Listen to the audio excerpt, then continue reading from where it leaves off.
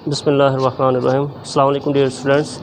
आज का हमारा जो टॉपिक है वो डिस्कशन का और उसके अंदर हमने जो है वो सीड जर्मिनेशन को जो है वो डिस्कस करना है। जैसा कि आपको जो पता है कि हमने प्रीवियस लेक्चर के अंदर हमने सीड के स्ट्रक्चर और सीड की एनाटॉमी जो थी, इंटरनल स्ट्रक्चर, उसके बारे में सारी बात की थी कि सीड कोड क्या होता है, रेडिकल किससे डेवलप, रेडिकल क्या होता है, प्लूम्यूल क्या होता है, एपिकुटाइल, वो सारे हमने कंसेप्ट उसके अंदर डिस्कस किए थे।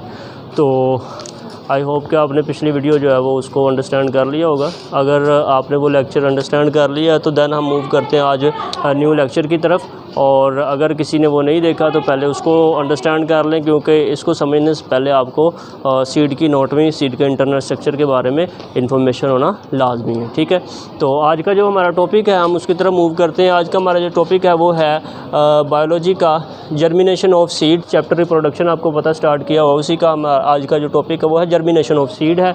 जर्मिनेशन ऑफ सीड का मतलब है कि बीज का उगना, कि बीज किस तरह से उगता है। ठीक है, तो बीज के उगने के लिए कुछ कंडीशंस रिक्वायर्ड होती हैं। जब भी हमारे पास एक सीड होता है तो आपको पता है हम सीड को जो है वो खेत के अंदर लगा देते हैं, ज़मीन के अंदर डालते हैं। तो उसके बाद क्या होता है, उस सीड से जो है वो एक वक्त के बाद, कुछ टाइम के बाद क्या होता है कि न्यू प्लांट जो है वो उगना शुरू कर देता है। जैसे कि गंदम है तो आप गंदम को जो है फेंक देते हैं, तो कुछ टाइम गुजरने के बाद क्या होता है कि हर बीज में से एक नया प्लांट उगता है और वो ग्रो करता है, और वो काफ़ी टाइम जो है वो वो मतलब ग्रो करता है और फिर वो पकता है और फिर उसके ऊपर फसल लगती है। तो इस तरह से हर जो है वो मुख्तलिफ जो है वो प्लांट जो है वो क्या करते हैं, उसके लिए आपको सीड की ज़रूरत पड़ती है। सीड को आपने फेंकना होता है और उस सीड से जो है वो न्यू प्लांट उग जाता है और उस प्लांट के ऊपर फिर बहुत से सीड जो है वो लगना शुरू कर देते हैं। इस तरह आपने एक सीड को लगा के क्या करते हैं, बहुत ज़्यादा फसल उगा लेते हैं। ठीक है, मीन्स कि आप एक खेत है और उस खेत के अंदर आप 1 एकड़ के अंदर जो है वो आप फर्ज करें एक या 2 थैले जो है वो फेंक देते हैं उसके गंदम के।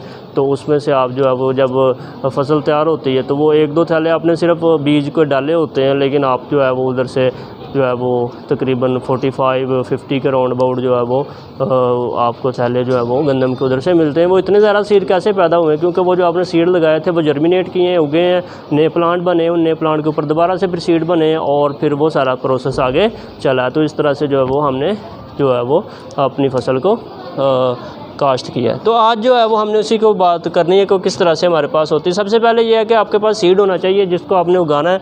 हमारे पास सीड अगर मौजूद है तो सीड के साथ साथ अगर हमारे पास सीड मौजूद है तो सीड को हमने क्या करना है, आपने सॉफ्ट सॉइल के अंदर फेंक देना, यानी ऐसी सॉइल जिसके अंदर हल वगैरह चला हो, नरम मिट्टी के अंदर आपने उसको डाल देना है। और डालने के बाद हमने क्या करना है, ये सेकंड स्टेप भी हमने सॉफ्ट सॉइल में उसको ऐड कर दिया है। और जैसे भी उसके बाद हमने क्या करना है, वाटर सप्लाई उसको दे देनी, यानी आपने पानी लगा देना है। जब आप पानी लगा देते हैं तो देन क्या होता है कि वो पानी जो है वो सीड जो आपने डाले हैं खेत के अंदर वो पानी जज़ब करते हैं, और जज़ब करने के बाद उनका जो सीड कोट होता है, ऊपर वाली कवरिंग होती है, जो कि हमारे प्रीवियस लेक्चर में हमने उसको डिस्कस किया था, वो क्या हो जाती है, नरम हो जाती है।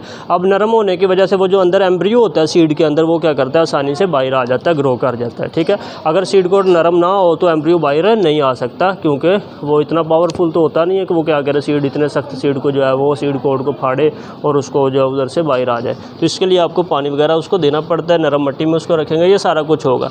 अगर आपने ये सारी कंडीशन प्रोवाइड की हैं, सीड भी है आपके पास, उसको सॉफ्ट सॉइल में आपने नरम मिट्टी में डाला है, फिर पानी दे दिया है, फिर 1-2 दिन वेट किया है, कुछ टाइम के बाद क्या होगा कि सीड कोड जो है वो ब्रस्ट करेगा और उसके अंदर से जो प्लूम्यूल है सीड के अंदर, प्लूम्यूल से बनेगी शूट डेवलप करेगी।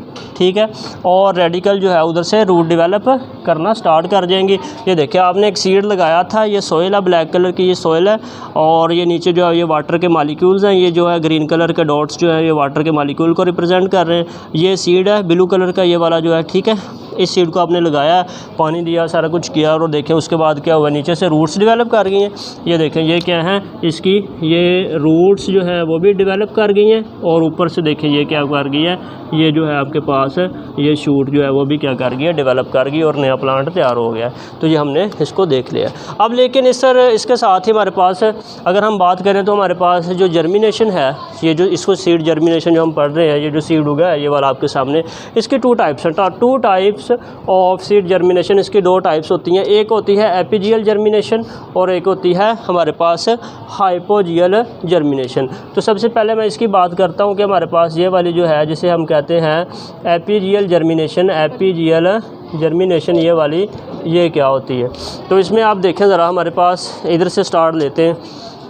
एपीजियल जर्मिनेशन के अंदर आपके पास ये एक सीड था, ये क्या था, एक सीड था। इस सीड को आपने मिट्टी के अंदर लगा दिया, डाल दिया है, और उसके बाद क्या हुआ, कुछ टाइम गुजरा है, और यारों का मतलब है कि कुछ टाइम के बाद क्या हुआ, नेक्स्ट स्टेप आया। उस स्टेप में क्या हुआ है, ये एक हुक डेवलप की है, नज़र आ रही है ग्रीन कलर की एक हुक है, सीड से ऊपर को ऐसे डेवलप की है ये वाली। ये जो हुक है ये हाइपोकोटाइल से डेवलप की है। हाइपोकोटाइल जो वो ग्रो किया और वो ऐसे जो उसने क्या बना दिया, एक हुक बना दी है। ये हुक को मैंने ग्रीन कलर का इधर से शो किया है, और नीचे जो है बाद में हुक बनाने के बाद ये मूव कर गया नीचे। नीचे जो है वो ब्लैक कलर की, ये आपको नज़र आ रहा है रीजन, ठीक है। अब क्या बनेगा, इधर देखें, ये जो हुक बनी थी हाइपोकोटाइल की वजह से बनी थी, वो क्या करेगी, आहिस्ता आहिस्ता ये हुक ऊपर को मूव करेगी, मज़ीद इंक्रीज़ करेगी। और देखें सीड पहले नीचे था काफ़ी, ये सॉइल की सतह, ये बीज है। अब देखें ये सीड जो है, देखें किधर आ गया, सॉइल के अंदर तक आ चुका, यानी ऊपर को मूव किया सीड। अब बाद में और देखें ये जो था ग्रीन कलर की ये जो हुक थी, ये भी क्या की है, बाहर आ गई है सॉइल से, ठीक है। और नीचे जो है वो क्या कर गई, रूट डेवलप कर गई। अब इसके बाद क्या होगा, इसके बाद ये होगा, ये जो ग्रीन कलर का ये वाला जो रीजन है, ये मज़ीद ऊपर बाहर आ जाएगा सॉइल से, और इधर से क्या बन जाएगी, ये वाली शूट बन जाएगी। ये आपको पता है, ये ग्रीन कलर का रीजन ये वाला जो बाहर आ गया, इधर से क्या बन गई, शूट डेवलप कर गई। ये देखिए शूट है, ठीक है, ये वाली। और इस शूट के साथ ये जो कोटिलेडन्स थे, ये जो मीन्स के जो सीड था, वो भी क्या आ गया, ज़मीन से बाहर आ गया, और ये सीड के दोनों साइडों पे लगा हुआ है, और नीचे जो है वो रूट डेवलप कर गई है। तो अगर इस तरह से मीन्स के अगर जर्मिनेशन और उस जर्मिनेशन के दौरान रूट भी डेवलप करें, ऊपर शूट डेवलप करें, और कोटिलेडन भी ज़मीन से बाहर आ जाएँ, तो हम उसको नाम देते हैं कि ये हमारी एपीजियल जर्मिनेशन है। ये किस किस में होती है, कुछ टाइप्स हैं उसमें, बियन आ जाती हैं, ठीक है, कॉटन में, और जो है वो पपाया। ये 3 एग्जांपल्स हैं जिसके अंदर जो है वो आपको ये वाली जर्मिनेशन देखने को मिलती है। तो ये हमने इसको डिस्कस किया डिटेल में। अब सेकंड जो है वो हमारे पास आ जाती है हाइपोजियल जर्मिनेशन। कौन सी आ जाती है, हाइपोजियल जर्मिनेशन, ठीक है। ये सेकंड टाइप है इसकी।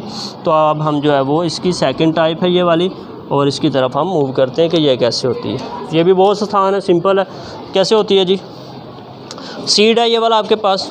सीड जो है थोड़े कुछ वक्त के बाद आपने सीड को मिट्टी में रख दिया, पानी वगैरह लगा दिया, सारा कुछ किया है, कंडीशंस प्रोवाइड किए, क्या हुआ है, उस सीड से देखें नीचे से क्या कर गई है, जो है वो रेडिकल से जो है वो रूट डेवलप कर गई नीचे को, और जो प्लोम्यूल है वो उधर से क्या बन गई, ऊपर को वो ग्रो किया और हुक बना दी है, ठीक है। तो अब कुछ वक्त गुजरेगा और क्या होगा कि वो जो नीचे से रूट डेवलप किए थे वो मज़ीद भी, उनका साइज़ भी मज़ीद बड़ा हो जाएगा, ज़्यादा स्प्रेड कर जाएंगे सॉइल में, ताकि उन्होंने वाटर वगैरह को अब्जॉर्ब करके लेके आना है ना। तो जितनी रूट्स बड़ी होंगी उतनी ही अब्जॉर्प्शन भी क्या होगी, ज़्यादा अच्छे तरीके से वो कर सकेंगी, दूर दूर से पानी को लेके आएंगी, न्यूट्रिएंट्स को जज़ब करेंगी। अब देखें जो ऊपर वाला ये वाला जो हुक बनी थी, ये ज़मीन से बाहर आ जाएगी, ग्रो कर जाएगी, और ये इससे क्या बन जाएगी, शूट बन जाएगी। तो शूट किससे बनी है, एपिकोटाइल से, ठीक है। शूट डेवलप कर गई है, और शूट के ऊपर देखें लीफ वगैरह लगे, और पूरा प्लांट जो है वो डेवलप कर गया। तो ये एक सिंपल मेथड था। ये किस किस में होता है, एग्जाम्पल अगर हम देखते हैं तो एग्जाम्पल हमारे पास आ जाती हैं। इसके अंदर जो एग्जाम्पल्स हैं वो है, पी के अंदर होती है मटर, मेज़ के अंदर मकई जिसको कहते हैं उसके अंदर है, कोकोनट के अंदर है, ठीक है। तो ये कुछ एग्जांपल्स हैं जिसके अंदर आपको हाइपोकोटाइल जर्मिनेशन देखने को मिल सकती है, ठीक है।